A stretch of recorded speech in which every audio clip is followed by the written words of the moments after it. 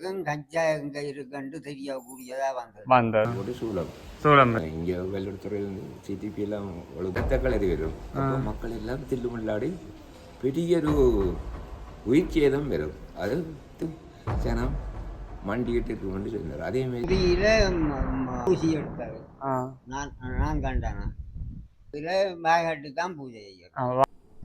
வணக்கம் உறவுகளே, நான் நிலம் நீங்கள் நிலைமை இருக்க ரவணை பிரார்த்தி கொண்டு இன்றைக்கு எங்கே ஒரு வித்தியாசமான ஒரு பழைய கோயில் ஒன்றுக்கு வந்திருக்கின்ற அந்த கோயிலின் பேர் என்னென்னு எங்கே அமைந்திருக்குன்னு பார்த்தோம்னா கச்சா எனும் கிராமத்தில் அது இந்த கிராமத்தின் சிறப்பியல்புகள் என்னென்னு தெரியும். அப்படியே பூத்து குடுங்குற ஒரு ஊர்ன்னு சொல்லுவாங்க.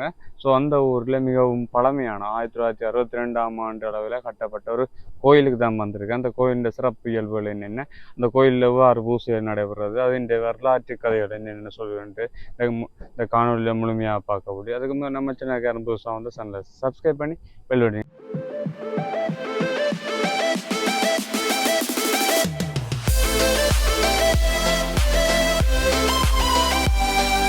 ஐயா இருக்கிற ஐயாவோட காப்பம். ஐயா வணக்கம். ஐயா வணக்கம். எப்படிங்க ஐயா? இப்போ என்ன இந்த கோயிலின் பேர் என்ன, இங்கே அமைய பெற்றிருக்குன்னு சொல்ல முடியும்? கஜ்ஜாய் வீரபத்திரன் ஆலயம். இது கஜ்ஜாவிற்கு கொடியாமன்ற முகவரியில அமைக்கப்பட்டிருக்கிறது. இது எவ்வளவு காலம் கட்டி? எப்படி இது ஆரம்பத்தில் சிறு குடிசை கொட்டிலோல கோயில் இருந்தது. இது கட்டப்பட்டது ஒரு 70ஆம் ஆண்டுக்கு பிறகுதான் கட்டப்பட்டது. அதுக்கு முந்தி கொட்டில பூசை வந்தது. பிறகு ஜனங்கள் ஊரில் இதாண்டு சித்தாடி சித்து சொல்ல துவங்கி எத்தனையோ பேருக்கு நோய்களை மாற்றி அப்படி செய்து இந்த தேசத்தில் உள்ள ஜனம் எல்லாத்துக்கும் கச்சா எங்க இருக்குன்னு தெரியக்கூடியதா வந்தது. அப்படி வந்து நோய்களை எத்தனையோ பேர் நோய்களை மாற்றி போயிருக்கிறாங்க. ஒரு பிள்ளைக்கு குதியில குண்டூசி எடுத்தாரு. நான் கண்டேன். அது ஏதோ செய்வினா சொல்லி எடுத்தது. இப்ப யாரு ஸ்தாபித்தது அது தெரியுமா? அமரர் தனவாலலிங்கம், ஆறுமுகம் தனவாலலிங்கம் அவர்கள்தான் இதை ஆரம்பித்தது. அவர் தான் இந்த சிறு கொட்டில எல்லாம் போட்டு அப்படி செய்வார். கொட்டில் போட்டு ஆரம்பித்தது அவர். பிறகு ஊரவையும் சேர்ந்து கோயில் கட்டி கோயிலை கட்டி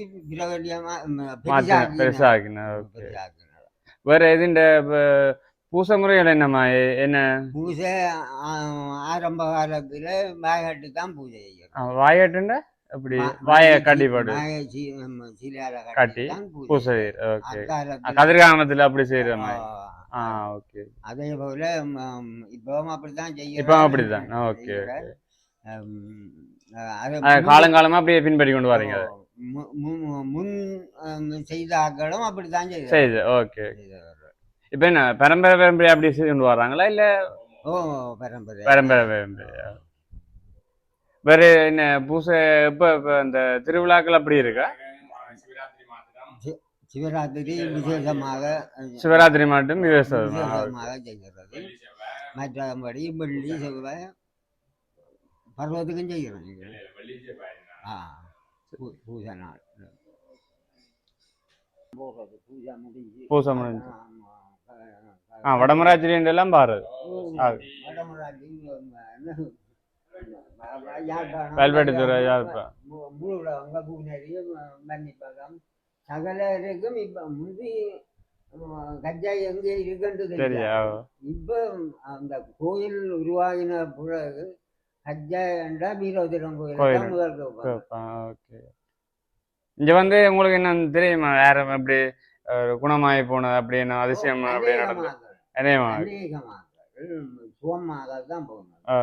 இந்த கோயில் பற்றி தெரியுமா உங்களுக்கு? இந்த கோயில்ல நீங்க சின்ன வயசுல வந்த அனுபவம் என்ன, அதிசயம் அப்படின்னு? 1963ஆம் ஆண்டு வைகாசி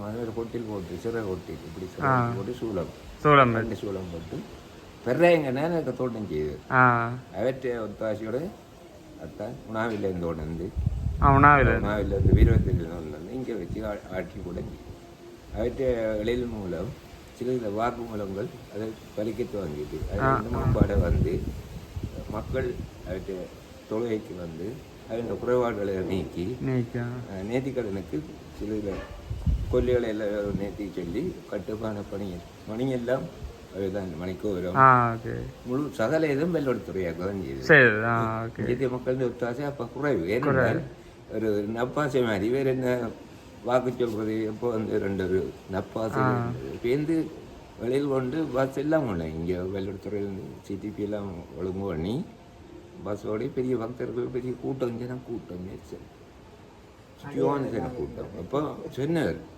73 ஆண்டுகள் ஆடி சொன்னார் இங்கே ஒரு இரத்த களரி வரும் அப்போ மக்கள் எல்லாம் தில்லுமுள்ளாடி பெரிய ஒரு உயிர் சேதம் வரும் அது தெய்வங்கள் தான் காப்பாற்றும் இங்கெல்லாம் வந்து ஜனம் மண்டிக்கிட்டு இருக்குமென்று சொன்னார் அதேமாரி நடந்திருக்கு அப்படியான சில வாக்குமூலங்கள் வேறு பழித்து மக்கள் அபிலாசம் கொண்டு வந்து தங்களை குறைகளை நீக்கி பெரிய மேம்பாடாக பெரிய நிதிகள் எல்லாம் கொடுத்து நிலைமை இருந்தது சில பேர்த்த உதாசீனத்தால் அந்த நிதியங்களெல்லாம் சிதறப்படுத்தி அட்டு போயிடுச்சு அதனால சில கும்பங்கள் வச்சு வெளியிடங்கள் கும்பங்கள் வச்சு உண்மையில சொல்லினபடியால் சில போட்டி மனப்பான்மை வந்து இவருக்கு அந்த எதிர்பார்ட்டிகள் மாதிரி இருந்தது அப்படியான எனக்கு சில வருத்தங்கள் வருத்தம் வந்துட்டு எதேச்சியாக வந்தது இயற்கையா இல்லை அப்படி 85 பேர்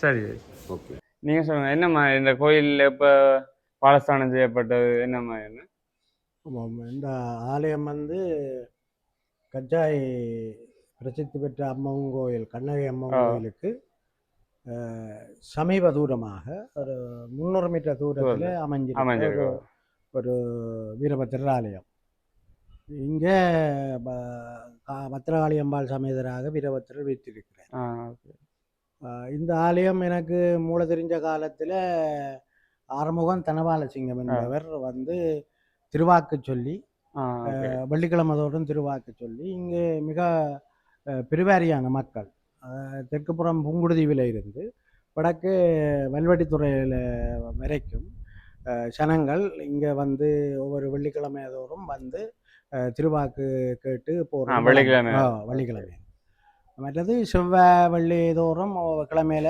இங்கே விளக்கு வைக்கிற பூஜை நடக்கிறது இவே பரம்பரையாக இந்த ஆலயத்தை செய்து வருகிறது சிவராத்திரி மிக பெருவரியா பெருமடுப்பாக நடைபெறுறது கஜ்ஜாய் அம்மன் கோயிலுக்கு அங்காளிபுரத்தில் ஒரு புதம்மன் கோயில் என்று ஒரு அம்மன் கோயில் அங்கே இருந்து காவடிகள் பாச்சம்போல் கட்டப்பட்டு பின்னேரம் அளவில் கட்டப்பட்டு இரவு இங்கே இறக்கி இரவிரவாக சிவராத்திரி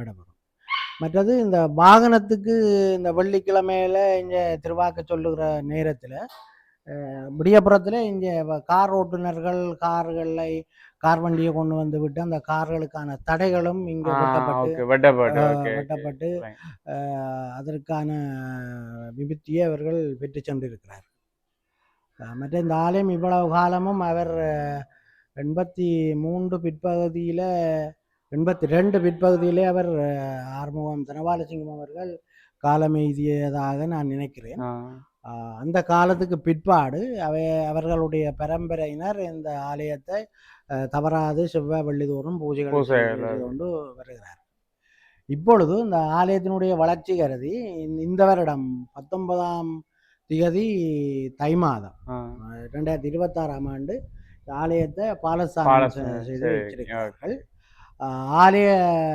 திருப்பணி வேலைகள் இடம்பெற்று இந்த ஆலயத்தில் சின்ன வயதிலே இருந்து இந்த ஆலயத்தினுடைய திருவருளை பெற்று புலம்பெயர் நாடுகளில் இப்பொழுது தனவந்தர்களாக இருப்பவர்கள் நிறைய பேர் இருக்கிறார்கள் அவர்கள் இந்த ஆலயத்தினுடைய இந்த திருப்பணி சேவைக்கு கட்டாய நிதியுதவிகளை செய்ய வேண்டும் இப்போ இந்த ஆலயத்தினுடைய நிதியுதவி என்று பார்க்குற பொழுது அது கணக்கிட முடியாது.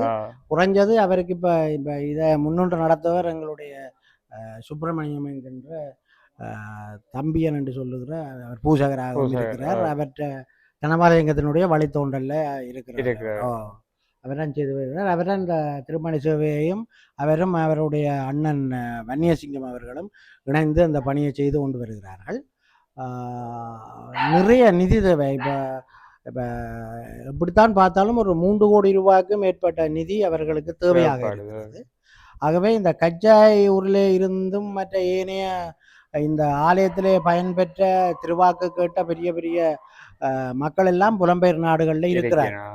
இந்த வல்வட்டித்துறையில திருநாவுக்கரசு என்கின்ற நபரே இந்த ஆலயத்தினுடைய எனக்கு வயது தெரிஞ்ச காலத்துல திருநாவுக்கரசு என்பவர் இந்த ஆலயத்தினுடைய பொருளாளராக வல்வட்டித்துறையில இருந்தோம். அவருடைய காலம் பொருளாளராக இருந்த காலம் ஒரு பொற்காலம் என்று சொல்லலாம். அப்ப அவர்களுடைய சந்ததி கூட வெளிநாடுகள்ல புலம்பெயர் நாடுகள்ல இருக்கலாம். அவர்கள் நிறைய நிதிகளை இப்ப இந்த தகவல் அவர்களுக்கு தெரியாம இருக்கிறார். அவர்கள் இந்த கட்டடத்துக்கான இந்த திருப்பணி சேவைக்கான நிதியை அவர்கள் வாரி வழங்க வேண்டும். இப்பொழுது என்னென்றால் ஒரு சாரார் இப்போ எங்களுடைய மக்களிடத்திலே ஒரு சாரார் ஆலயங்களுக்கு நிதி செலுத்துவதை விரும்பவில்லை, நாங்கள் ஏழை எளியவர்களுக்கு உதவலாம் என்ற ஒரு மனப்பாங்கு கொண்டவர்களாக இருக்கிறார்கள். ஆனால் என்ன பொறுத்தளவில் இப்போ ஏழைகள் என்று இப்பொழுது இருப்பவர்கள் சோம்பரி என்றுதான் நான் நினைக்கிறேன். உண்மையில் இந்த என்ன அங்கவீனமுற்றவர்கள் மாற்றுத்திறனாளிகள் என்பவர்களுக்கு உதவலாம். அது உண்மையாக கட்டாயம் உதவ வேண்டும். ஆனால் ஒவ்வொரு மனிதனாக பிறந்தவனும் சிவதொண்டும் செய்ய வேண்டும், கட்டாயம் செய்ய வேண்டும். இப்போ எங்களுக்கு ஒரு இந்த மாரடைப்பு அப்படி இப்படி ஒரு நோய் வந்துட்டால் அது எங்களுக்கு லட்சக்கணக்கான காசுகளை கொண்டு சென்று விடும்.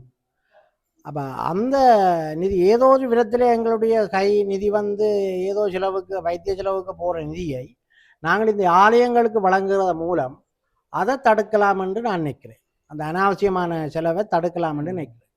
ஆகவே இந்த புலம்பெயர் நாடுகளிலையும் மற்ற எங்களுடைய இலங்கை நாட்டிலையும் வாழுகின்ற தனவந்தர்கள் இந்த ஆலயத்தினுடைய இந்த திருப்பணி சேவைக்கு உங்களுடைய இயலுமான நிதியை வாரி வழங்குமாறு மிக தாழ்மையுடன் கேட்டுக்கொள்வதுடன் அவர்களுக்கு இந்த ஆலயத்துக்கு நிதியை வழங்கும் பட்சத்தில் அவர்களுக்கு இந்த ஆலய பரிபாலர் சபையினர் மிகவும் நன்றியுடையவர்களாக இருப்பார்கள் என்று அவர்களுக்கு தெரிவித்துக் கொள்ள விரும்புகிறேன். சரி.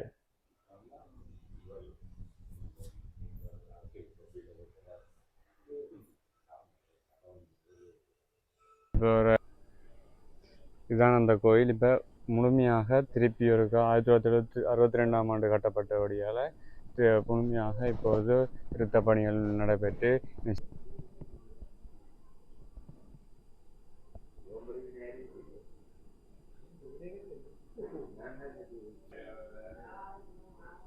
ரெண்டு பேர்ட்ட படமும் வச்சிருக்கு.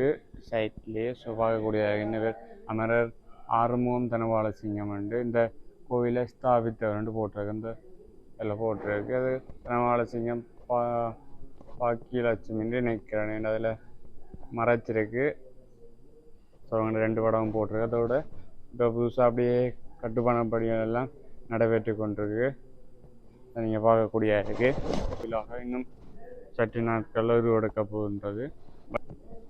இப்போ இந்தியாவில் அப்படியே கட்டுமான பணிகள் நடக்குது. ஒரு சாமி வைக்கிறதுக்காக உடைச்சபடியாக பக்கத்தையே வச்சு பூசையை நடைபெற்று கொண்டிருக்கிறது.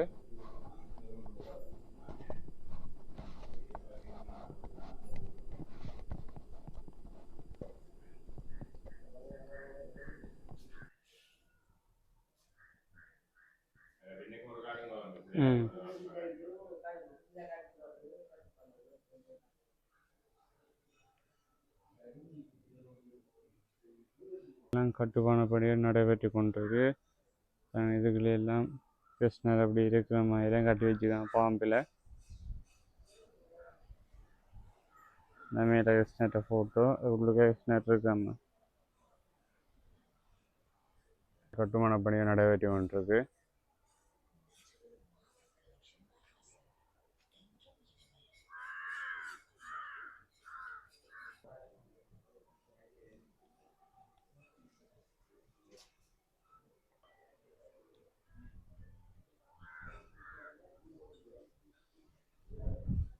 இதெல்லாம் எல்லாம் வச்சுருந்தோம். இப்போ ப்ரெஸ்ஸு இது இருக்க வச்சுருக்காங்க, அதையும் பார்ப்போம். பாருங்கள்,